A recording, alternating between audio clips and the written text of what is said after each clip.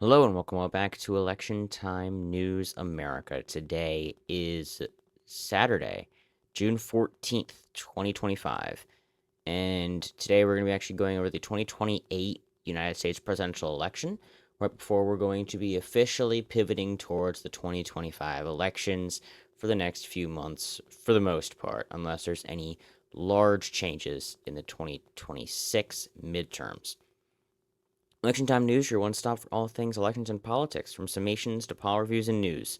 Subscribe below for more content like this about American, Canadian, and Australian elections. Also, make sure to follow the Substack. Remember, there's never a dull moment in politics. So, now on a video here, we have just the general overall map of the 2028 election, the overall information for that on the Wikipedia page. It is going to take place on November 7th. So that is already basically set in stone. That's going to be the first Tuesday of the month, unless the first Tuesday of the month is the first, which is why sometimes it is on the 8th. So, Donald Trump cannot run again. So this is going to be completely open field at this point for both parties, which is the first time that this has happened in quite a while. It was basically set in 2024, but then Biden dropped out, but still Harris was pretty much there. And for both parties, Trump was basically a presumptive nominee to start, has been since 2016. So in theory, this is the first time that either of them are completely open since 2016. So this will be a 12-year break from basically knowing at least one of the candidates. And interestingly, the Democratic nominee has changed each time, yet the Republican nominee has stayed the exact same. So, throughout all of that now, we do have the map for 2024. Donald Trump did win the presidential election 312 to 226, if you somehow did not know that. And so he managed to do that by basically just winning the Rust Belt Trio, which would have been Kamala Harris's path to victory, winning Wisconsin, Michigan, and Pennsylvania by 0.86, 1.4, and 1.7 points, respectively.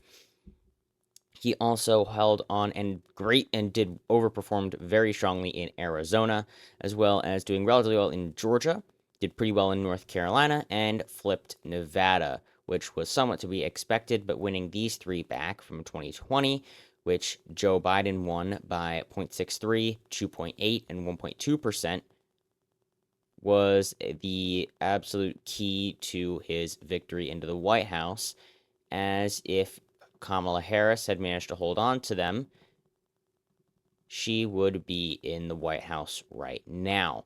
Now, that would have been very, very narrow, so that, of course, would have been slightly concerning, and that could have ended up with a constitutional crisis if even one of the electors had defected. So, with this in mind, though, we do, of course, have the actual election, which Donald Trump, again, did win. Now we're going to be looking at 2028. What can we figure out from these past results? So, most of the time now, we're seeing anti-incumbency feelings across the entire country. That ends up going along the swing states. So, what can we see from this map? First off, even though we are 3 years out, some states are just so partisan that they are basically completely guaranteed to go for one party or the other. To start, for the Republican, we do have Wyoming, South and North Dakota, Nebraska's 3rd district, 1st district, and the statewide. Actually, not the 1st district. That's going to be likely. I'll get to that in a minute.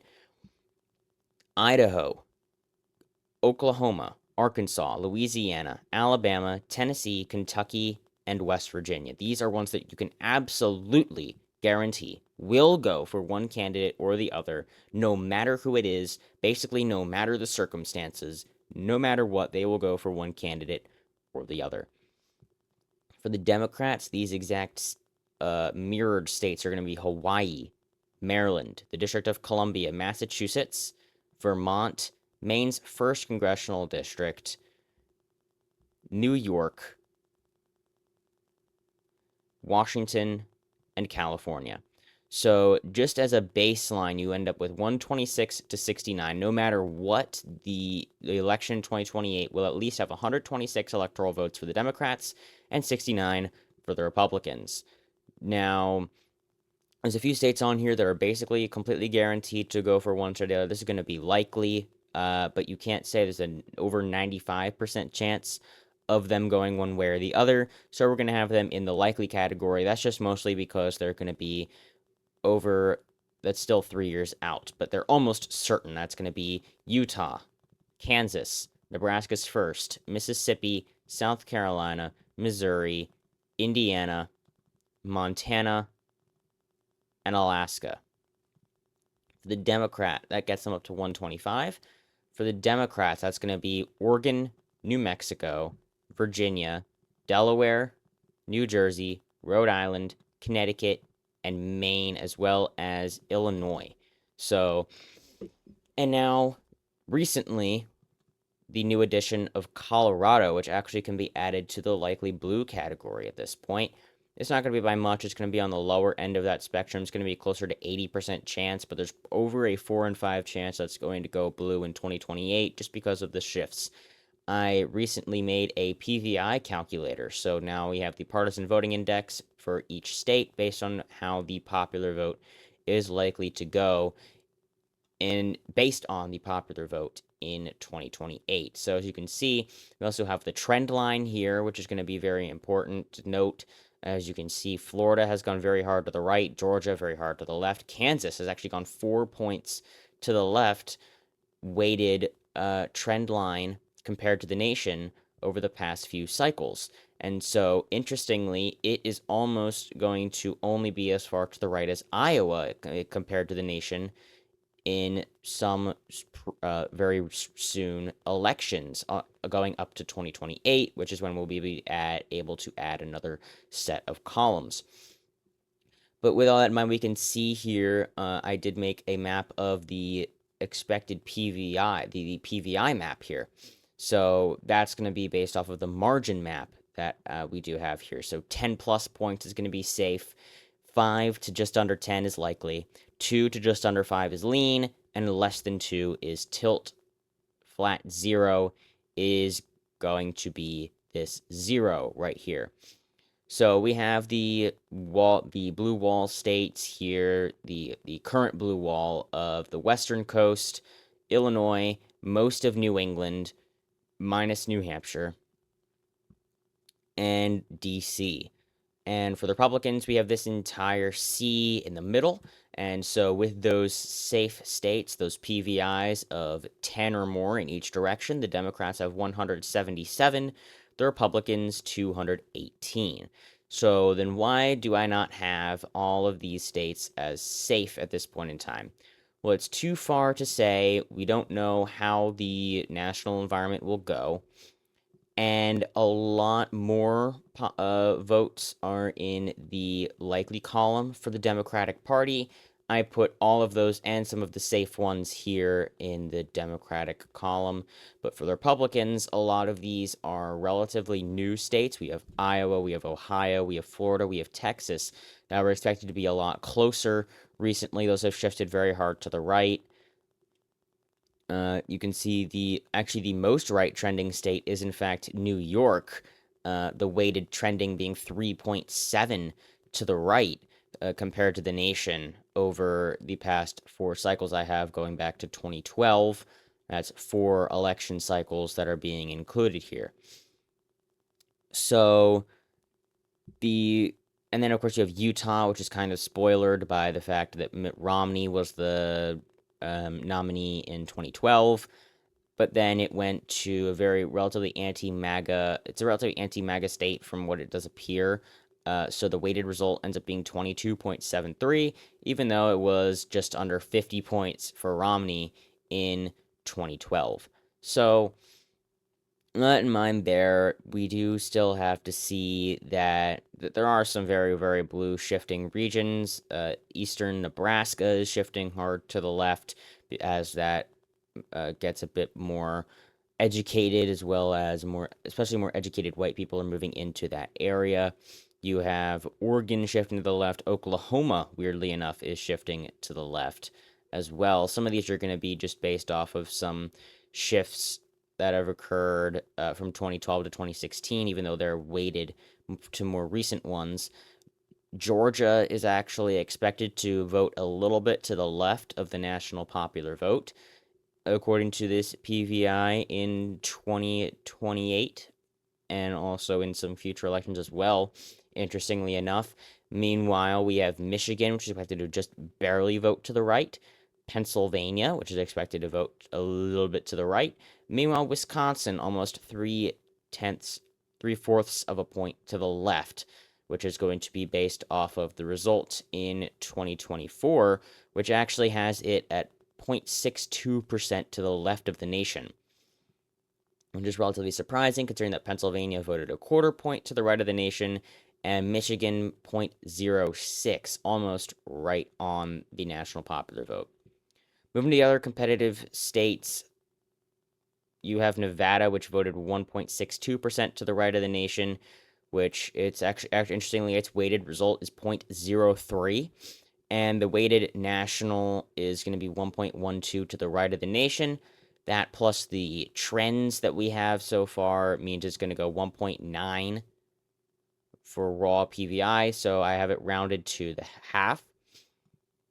So again, going back over here, a lot of these are relatively new, but based on the nominee, a lot of these are going to shift a lot more towards the PVI or tilted one towards the other. The only PVI isn't the only indicator as to which one way one state will go or the other. And I'm also pulling back. The more competitive the states are, it's going to be kind of like on a regression. For example, Minnesota here on the PVI is going to be D+6, but I'm not going to put it down. I'm going to put it in as lean Democrat just because of how close it is, and once you get closer, there's more of a chance it'll end up being more competitive, and if it gets competitive enough, then the two candidates will compete for it, which then means that it's actually going to be up in the air, because once you get competitiveness involved, then you actually end up having a chance of one candidate winning or the other instead of just the general national environment. So that is going to be the main thing there. Iowa is going to be lean. Ohio is going to be lean. Florida is going to be lean. Texas is going to be lean. All of these are relatively close. It's probably going to be right around 75% chance of winning. So that's still a 3 and 4 chance of victory for these candidates here. Again, yes, I am in theory saying that the Democrats have a 25% chance of winning in the state of Texas right now, but it's just because there's so much that still is uncertain at this point in time that you can't really say what's going on. As of right now, because we have no other information, it in theory should be 50-50, but that 25% boost there is going to be from the partisan lean of Texas, as well as the fact that the PVI here is expected to be R+12. So all of that combined, that means, and basically what the PVI means is that Texas here has a PVI of R+12, and actually 11.96, but whatever. R+12. That means that if the nation voted D+12 as a whole, then Texas would be perfectly even in its margin. So that's what the PVI means in respect to the nation. So Maine's 2nd congressional district is likely. That one's actually been moving to the left again. Not by much. That is going to be a bit from that very hard leftward shift, rightward shift. That's a 17 points in respect to the nation from 2012 to 2016, but then it has very slowly trended to the left since then. It only voted 7.5 points to the right of the nation in 2024, and these just solid blue bars are going to be Washington, D.C. But Maine's 2nd district is going to be R+8. That is going to, in fact, be lean. That's going to be closer to probably about 65% chance there, though. And New Hampshire is going to be the final, not truly competitive state. That's going to be probably close to about 65% chance. While the PVI is not going to be that not that strong. It is D+4.5, interestingly enough.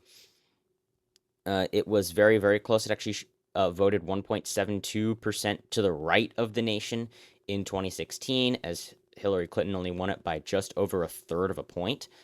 It then shifted very hard to the left and actually has continued moving to the left.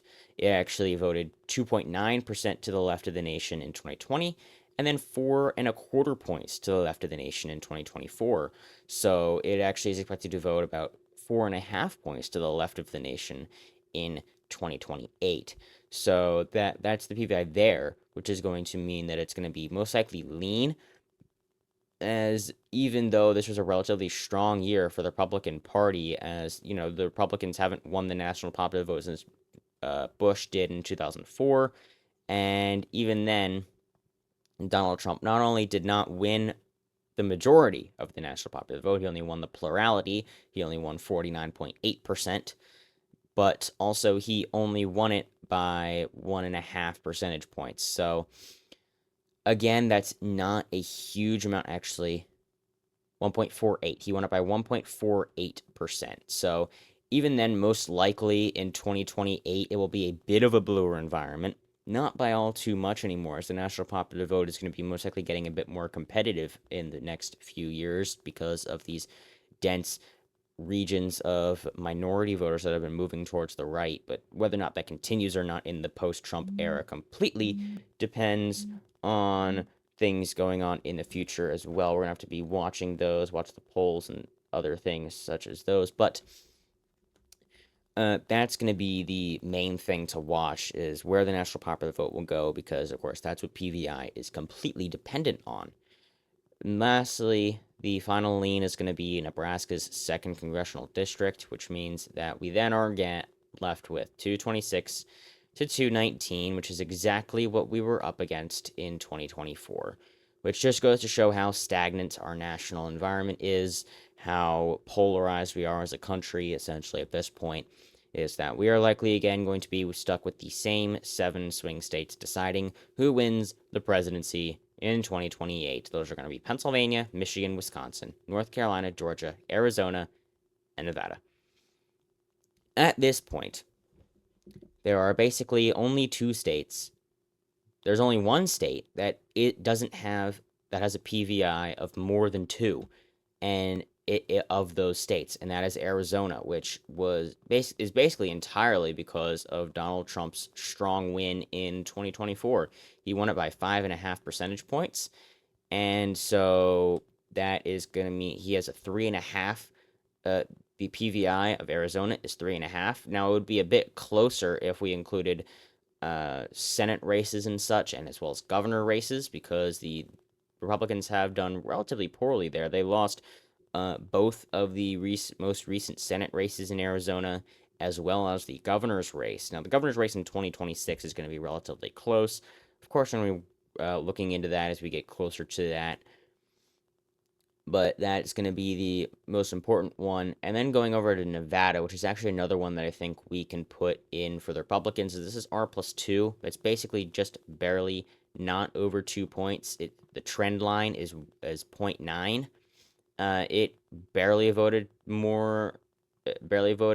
a bit to the left of the nation compared to where it did in 2020. It actually voted to the left of the nation in 2012 and a little bit in 2016, but then it voted 2 full points to the right of the nation in 2024, as it basically gave the exact same margin for Joe Biden as it did Hillary Clinton, and actually voted 0.03 to the right, as the nation voted 3 points to the 2.5 points to the left. So if anything, Nevada is going to be the other one that's going to be a tilt red state, a little bit more of a chance that the Republicans are going to win it than the Democrats. And now, interestingly enough, if we're going to really throw this out there, Wisconsin is now actually the most left-leaning out of all of the swing states, according to this PVI chart, just because of how well Kamala Harris did there compared to the other swing states. Pennsylvania and Michigan are both even right now. Both of them are just barely Republican leaning, but Wisconsin is D+1. That's going to be because of its competitiveness. The only time that it went anywhere far at all would be in 2012, which was by just under 7 points for Barack Obama. But then it went by just over 3/4 of a point in 2016, just under 2/3 of a point in 2020, and then 0.86 in 2024, which is actually meaning that it voted 2.86% to the right of the nation 3.83 to the right of the nation, and then 0.62, which actually means it's averaged, interestingly, 0.94 to the right of the nation. But based on that trend, which is going to be the mostly going to be this leftward movement from 2020 to 2024 because it's weighted, then we do end up having a slight Democratic victory there in the PVI of D+1. But that does mean that if Republicans do win the national popular vote by as much as Donald Trump did, that means that it would vote for the Republican candidate by, that is about that would be about 3/4 of a point. So it's absolutely not out of reach for the Republicans by any means. It's just that it's going to be a bit more difficult for them to potentially win. So if I'm going to be giving each and every state a rating, which I will just for fun, then that will go for the Democrats. But if we're not, then this is going to be the final map for the ratings. These are going to be the main swing states of 2028. Why are you including North Carolina? Because it's R plus 1.5. That's under 2 points. That's, for most cases, going to be pretty close to a toss up. That's mainly going to be from this leftward shift, 5.8 to the right of the nation in 2020 to 1.75 to the right of the nation in 2024. That means that it's actually trending 2.25 points to the left per cycle on average, with this weighted average, so 1.27. So that's actually rounding up a bit. It's actually would be 1.25 or so. So that's really going to be a bit more competitive. Again, it might end up eluding Democrats one last time in 2028, but then 2032 would be nice and wide open because the diversification of the so-called research triangle up here and Mecklenburg County, home of, I don't think that's Charlotte. That is Charlotte. So, and we're going to be giving all these rankings. This is going to be for Wisconsin, is going to be for the Democrats.